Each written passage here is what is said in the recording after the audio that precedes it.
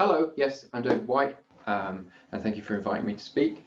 I'm Head of Digital Learning at the University of the Arts London, and for those of you that don't know, we're the biggest creative art and design focused higher education institution in Europe and possibly beyond that as well.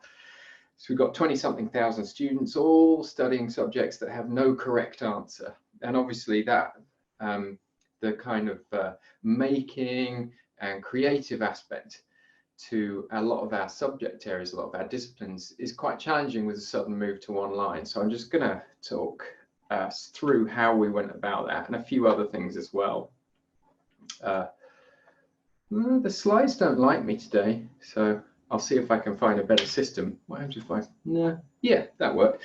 Okay, so just to say, as somebody in digital learning, obviously my responsibility is to run big things like our VLE and the other digital learning platforms for the university, and to enhance teaching and learning with my team and other teams around the university, sort of across all of our colleges, because we're made up of 6 different colleges. But I'm also interested in open online learning.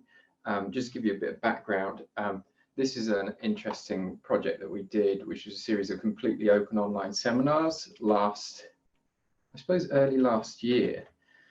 So it's that kind of super open educational practice that I'm quite interested in. And I think because of the COVID crisis, a lot of other people are suddenly sort of seeing where the benefit of that might be. Now I'm going to take another attempt at moving the slides, which, hey, it worked. Oh, now I've gone one too many. There we are. So I just wanted to start very quickly by sort of revisiting the fact that the thing that I like most about universities is that nobody can decide what they're for or what they are. And that's how it should be. So the question of what's to be taught and learned at universities will always be highly contentious. And I like this quote. It's got words like position, society, believe, value, believe again, okay? And I think what's happened with us all shifting online really, really quickly, there's been this sudden scrutiny on, well, what is teaching and learning? What do we mean by it? And I think it's fair to say that for most of us, and for most of our institutions, teaching and learning was something that was very tied to the physical. And so this shift to online has given us this sudden perspective to think about actually the kind of approaches we're taking and why we might be taking those approaches. That's been really fascinating for me and really useful. And I think actually it's that in of itself that will create a really interesting sort of trajectory out of lockdown and into the future, sort of reshape things, I hope. I just want to, I feel like I want the slides to not be quite as angry with me, but I'll get there. Oh, I did that again. How exciting. Hey, I've got huge images in these, which probably doesn't help. So the big delay. I just wanted, before I really get stuck in, I wanted to really acknowledge this idea of materiality, and you could say embodiment as well. And I've been in discussions whereby people have said, but how do we do this online? How do we do that? How do we recreate certain practices? How do we create certain scenarios, if you like, now that we're all online? And sometimes the answer is we can't, and that's why we have a physical campus. And I just want to acknowledge that I'm missing the materiality of things, certainly when it comes to creative practices, whether it's the studio or the workshop or just being in a building with a bunch of people. And that being 100% online isn't something that wasn't a preference, if you like. Now, it doesn't mean that it can't be good. And it's important to separate out the effect of the crisis with what we can do online. But it's just, I just wanted to acknowledge that I think we're all missing this stuff, and that I don't think anybody imagines that the digital is a replacement for that. This is another chance for me to try and figure out a technique to control the slides. But no, it just does that every time. That's fun.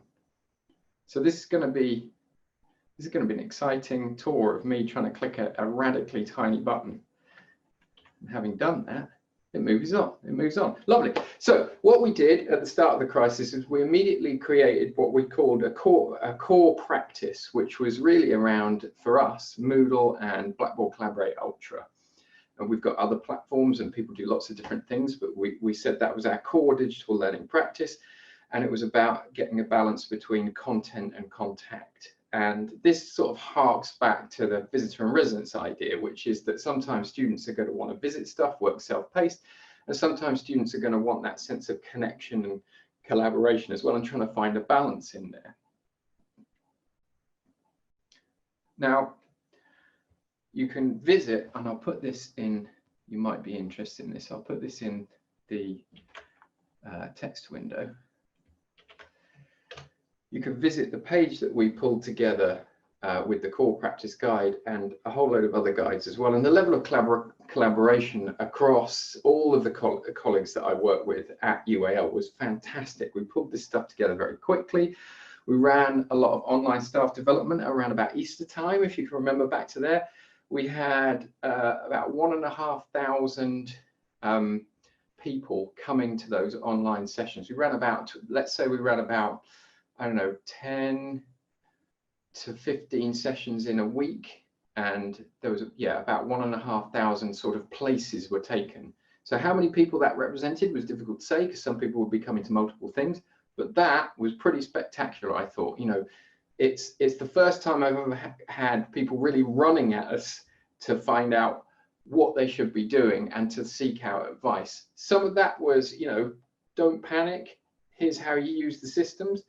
A lot of it was also around practice, pedagogy, best way to engage students. You know, that core practice guide had that in there.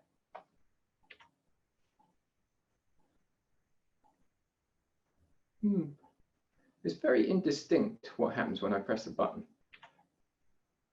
Doesn't like that. Aha! Oh no, it did that again. This is good, like mental breathing space between things that I'm saying, is where I wrestle with the slides. So one of the things that came up, and I think this is kind of a central point for me really, is it became very clear that obviously we model our courses around this idea of contact hours, but contact hours immediately stopped working when everything was fully online.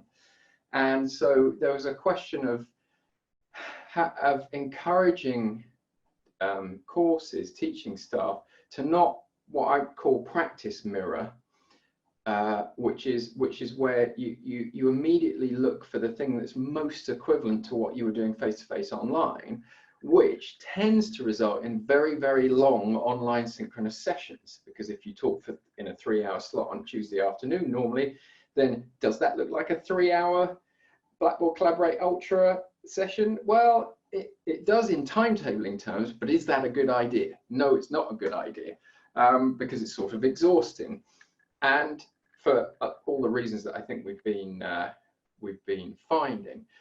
So then we started to talk about presence, and this is something that we've really been trying to wire into the way we're configuring, if I can put it that way, the university into the autumn term, and to actually focus not on contact hours, but on modes of presence. How can you be present for your students? And there are lots of different ways to do that. There might be a bit of face-to-face, synchronous online, asynchronous online in different ways. And I think that's something we've been somewhat successful in, is moving people away from practice mirroring and to look at the value of those asynchronous modes as a form of presence, but also you're present through the content that you create as well. So to look at that more broadly, and with the focus being in what ways can I be present for my students, and in what shape, if you like. So at the risk of changing the focus of the windows here and having the same problem with the slides, I'll put the blog post in that I wrote about that back at the end of April actually. So yeah, that happened. But it doesn't matter, because, you know, I'm relaxed about it. I can highly recommend, that's another link. I can highly recommending, it's a whole new form of language I'm developing during lockdown as well. I can highly recommend this video. Yes, that would be great if you could control the slides, because it's clear I can't. I mean, head of digital learning, can't control a PowerPoint. Hey, I mean, you know, we're all in this together, right? So, sorry, that person just gave a message to all panelists. I'm now having a conversation with some people that as attendees you don't know. So, you know, it's one of those weird, great online moments where, you know, if a tree falls over in the forest, then who gets to see the chat window? So, that YouTube video that was up there just a moment ago is a really fantastic, and I'm not just saying this because he used my blog post, it's a really great 9 minutes that really explores the importance of different forms of presence and how just doing lots and lots of synchronous stuff isn't really going to cut it. It's going to just feel exhausting, and in actual fact, lots of synchronous online sessions, you don't necessarily get a sense of presence. They can be quite distancing. So I recommend that. To be honest, I think we're going to use it as a flipped video in our staff development going into autumn. So I think it's really nice, it's really gentle. So thanks, Laura. Can we get to the next slide then? Lovely. So you can think about this for yourself, but these are some modes of presence that I just listed off, and there are lots of different ways of thinking about it. Synchronous, we know about this. Asynchronous, collaborative, group work. So group work kind of engenders presence in students, whether that's group work that you're facilitating or independent group work.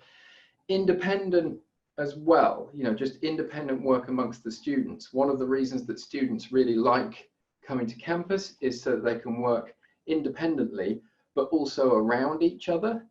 So I think, you know, seeing everything as a form of presence is quite useful that way. And then the really tricky one for online, ambient presence, okay? So why do we go to the library to read a book or to work on a laptop when we don't need to be there and we could stay at home? Obviously, we're not doing that now. But, you know, why is the campus so attractive, even if we're not there to meet anyone? And the answer is because we like this ambient presence. We like to have people around us that we know are doing similar things. It's really fun and really helps us.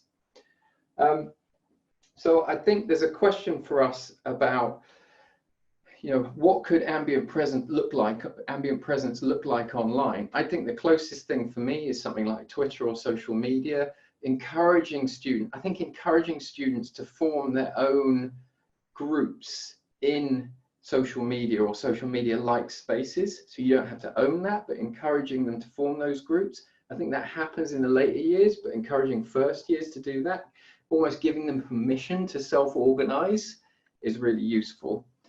Next slide, please. Oh, they're all over the place. So I happen to know, because I made them, that the next slide says eventedness. And I don't want to hang on this point too long. This is a word that myself and Dave Cormier came up with about, I don't know, years ago now. But it's really this idea that if you are going to do something synchronous online, it's good if it feels like an event, like something special, like a particular moment, rather than a never-ending string of online meetings, for example, which I think we're all experiencing. So you ask yourself this question: what is the point of me turning up live? You know, and the answer to that question is, if it feels evented, if it feels like, as I say, a specific moment where something particular is happening, then it is much more satisfying, and it feels much more, I'm going to use the term authentic, but I think it feels like it's got more substance. And obviously the asynchronous and the flipped type structures around those synchronous moments help with that. So I'm just very briefly going to show you some examples of actual practice that we've been undertaking at UAL, especially around creative stuff, and then we can go to questions. So next slide, please. I'm very happy to see that whoever is controlling the slides now is having a similar struggle to me. So, you know, I feel very closely connected to that person, even though I'm not sure who they are. So, you know, good luck with the slides. The next slide, look at this. Talk about old school practice. I printed them out because, you know, can't trust technology, right? The next thing I was going to talk about was the fact that, you know, whilst everything's virtual, we're still all physical, right? We're all just people sat at desktops, laptops, whatever it might be, tablets, phones. And so it's worth not forgetting that when it came to creative practice and all sorts of practices, actually, there's some of it that you can do at home and then share online, or if you like. So you're all part of the same practice, but you're all doing it in your own physical spaces and coming together to talk about that. And a good example of this crossover between the physical and the digital is we did some demos. We did some training around how you can do physical demos online. So that's that next slide you can see there. It's actually a picture of someone that I'm going to go super old school. It's actually a picture of somebody holding a camera up to their camera at home and doing a really nice physical demo of how to work a large format camera. And so quite a lot of our staff are really interested in that and kind of how to set up a sort of homemade visualizer or a mini studio at home. And that uses OBS. I can't remember what that stands for, but it's a bit of software that essentially just broadcasts everything that's happening on your computer from your webcam, so that you can, and that works oddly well in technologies like Zoom and Collaborate, Connect, Adobe Connect, all of these kind of things. They actually broadcast. If you share your screen and your screen is showing what's on your webcam, it works oddly well so that you can still carry on doing physical things. The next slide is about one of our platforms, which is called Workflow, which has been, we've had that for years, but it starts to come into its own under these circumstances. And I'd call it a kind of e-studio platform, in the sense that it is an e-portfolio platform. It's a version of Mahara that we've adjusted to add extra features, and a lot of the features around grouping and the ability to submit work through it. And so that that gives students, if you like, a blank digital canvas to put image next to video, next to PDF, next to text, to kind of tell the story of their work. So some of the courses are already doing that, and you can't suddenly jump into that practice as part of an emergency, but I think it's just a good example of how we'd already sort of shifted what you might think of as possibly only physical practice, you know, the idea of having the great big zip up portfolio with big bits of paper into it. We can do a version of that online, and actually it works really well because you can juxtapose these different media next to each other. So that's another thing that we've had for a while. I think the last thing that I'll speak to about the way that we sort of encourage the university to think about stuff. That image you can see there is the camera demo. Is the Digital Creative Attributes Framework, which is we've got the Creative Attributes Framework, which is like a Graduate Attributes Framework. So I think next slide. Good wrestling, well done, whoever that is. So this is not necessarily legible, but you can follow that link. And this is a sort of, as I say, Graduate Attributes Framework, but with a kind of creative discipline twist. Although, to be fair, I think it just works for anyone really.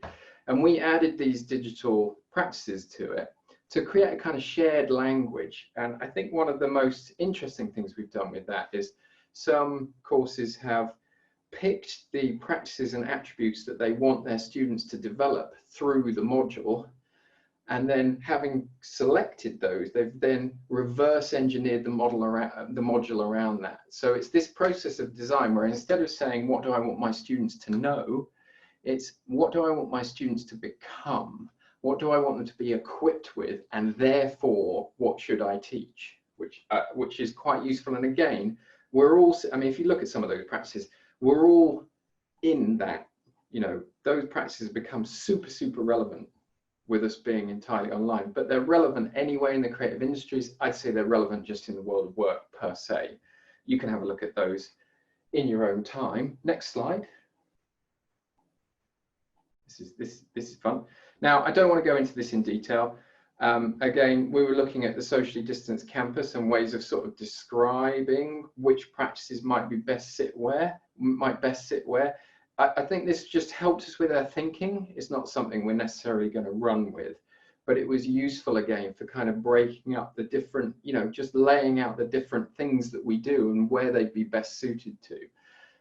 Because obviously we're all going into quite a complex autumn in terms of the balance between physical and digital and what that might be. And in the case of my institution, actually, physical is fundamental to some of our practices. Although I'd say we've discovered that we can do an awful lot of what we need to do online, but there are definitely some things that just have to be done physically, especially around art and design and performance.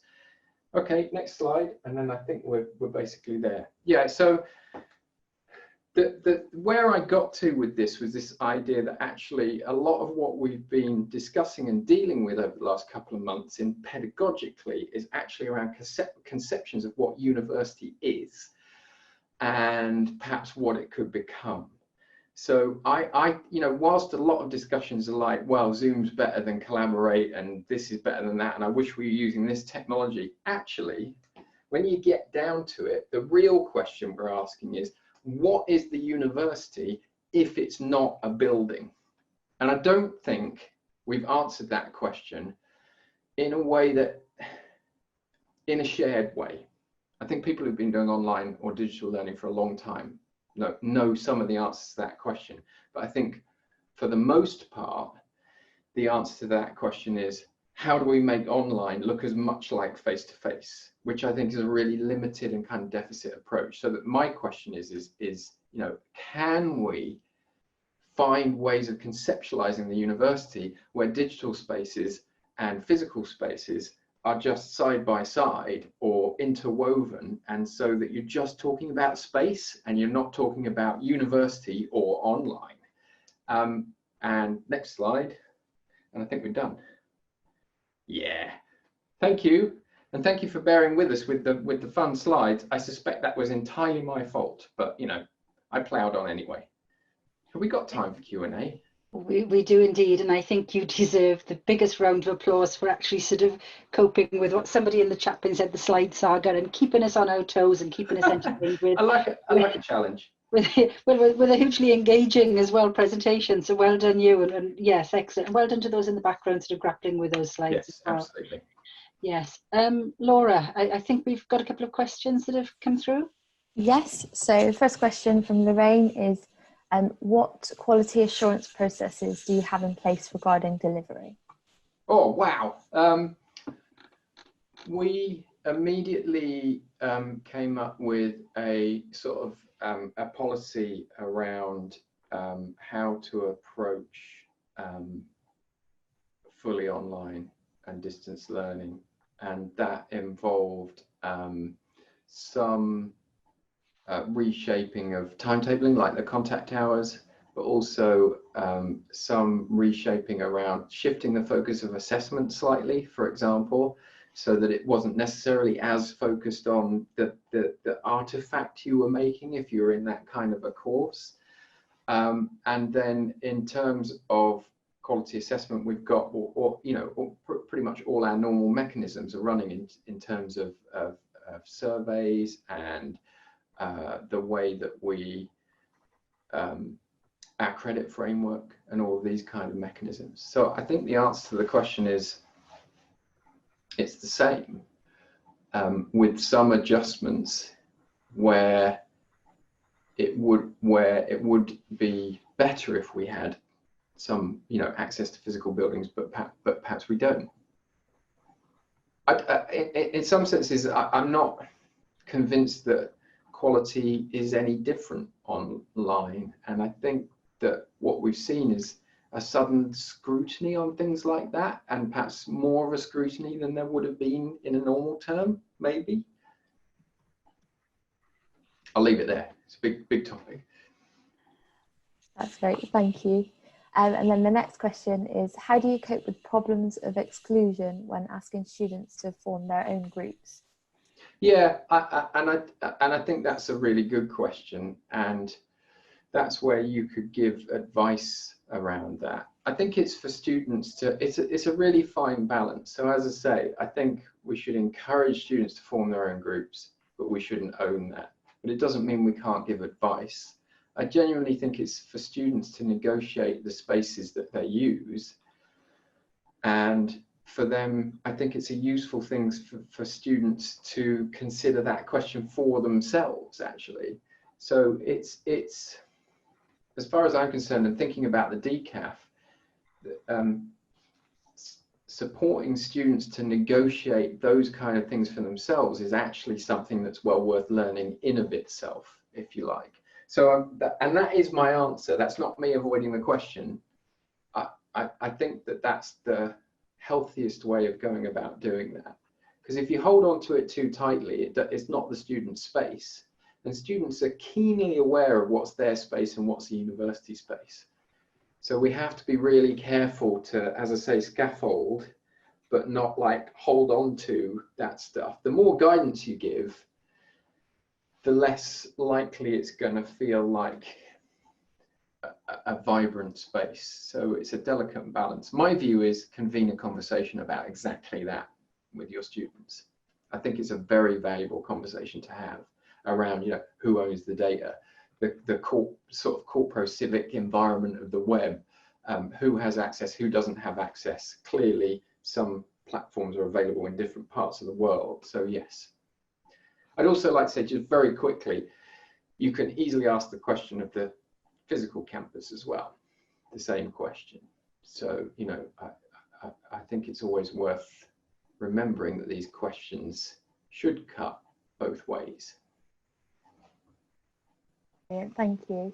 And then the last question is, how are you thinking of working remotely for disciplines like filmmaking that students need to work in groups? Well, yeah, I think that's really interesting. There's one thing that's come out of that is that as an industry, filmmaking, a lot of it happens online and at a distance in distributed groups. I think that's often the case in the creative industries. And so one really constructive way of looking at that is that equipping students with the ability to say, collaboratively construct a film when they're in different physical locations is an enormously valuable thing to learn. I mean, that's how films are made. It's not like everybody goes to the same place and just shoots a whole thing and then puts it all together. And so, yeah, I think you're probably going to need to, if you haven't already before lockdown, perhaps shift the design of your curriculum around that. But I think that I don't see that as a limit. I see that as a massive opportunity. I mean, if you're in filmmaking, TV, whatever it might be, and you've put together a great project with a bunch of fellow students, none of whom are in the same place, but you made your storyboard, you've shot the bits you need to locally, and you've stitched it all together, and you've done the post-production online.